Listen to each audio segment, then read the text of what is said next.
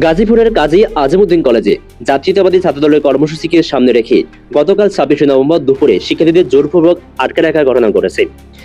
গাজীপুর ২ আসনে বিএনপি মনোনীত এমপি প্রার্থী এম মঞ্জুরুল করিম রনি কলেজ প্রাঙ্গণে আসবেন এমন খবর ছড়িয়ে পড়তে কলেজের মূল গেট সহ ভিতরের কয়েকটি প্রবেশপথ বন্ধ করে দেওয়া হয়।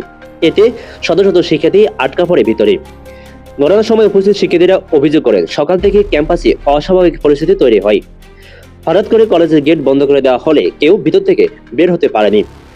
অনেক শিক্ষার্থী ক্লাস শেষে বাড়ি ফিরতে চান, কেউ টিউশনে যাওয়ার প্রস্তুতি নিচ্ছেন, কিন্তু গেটের কাছে এসে তারা জানতে পারেন যে প্রোগ্রাম শেষ না হওয়া পর্যন্ত বের হতে দেওয়া হবে না। এ সময় একাধিক শিক্ষার্থী ক্ষোভ প্রকাশ করে জানান, শিক্ষা প্রতিষ্ঠানে এভাবে জোর করে আটকে রাখা কোনোভাবে গ্রহণযোগ্য নয়। তাদের মধ্যে রাজনৈতিক কর্মসূচি আয়োজন করা যে কোনো সংগঠনের অধিকার হলেও শিক্ষার্থীদের স্বাধীনতা কেড়ে নেওয়ার অধিকার কোনো সংগঠনের নেই। কলেজ প্রশাসনের ভূমিকা নিয়েও প্রশ্ন তুলছেন শিক্ষার্থীরা। তারা অভিযোগ করেন, গেট বন্ধ করা এবং শিক্ষার্থীদের আটকে রাখার পুরো ঘটনা কলেজ কর্তৃপক্ষের নিরাপত্তার মধ্যেই ঘটে। প্রশাসনের কেউ এগিয়ে এসে শিক্ষার্থীদের নিরাপত্তা বা চলাফেরার বিষয়ে কোনো নির্দেশনা দেয়নি। স্থানীয় সূত্রে জানিয়েছে, এম মঞ্জুরুল করিম রনির আগমনকে কেন্দ্র করে ছাত্রদলের নেতাকর্মীরা সকাল থেকে কলেজের ভিতরে অবস্থান নেন। তাদের নির্দেশে কলেজের গেট বন্ধ করে দেওয়ার অভিযোগ উঠেছে। এদিকে এই ঘটনায় অভিভাবকরাও উদ্বেগ প্রকাশ করছেন। তারা বলেন, শিক্ষা প্রতিষ্ঠানে শিক্ষার্থীদের এমনভাবে আটকে রাখা বিপজ্জনক উদাহরণ।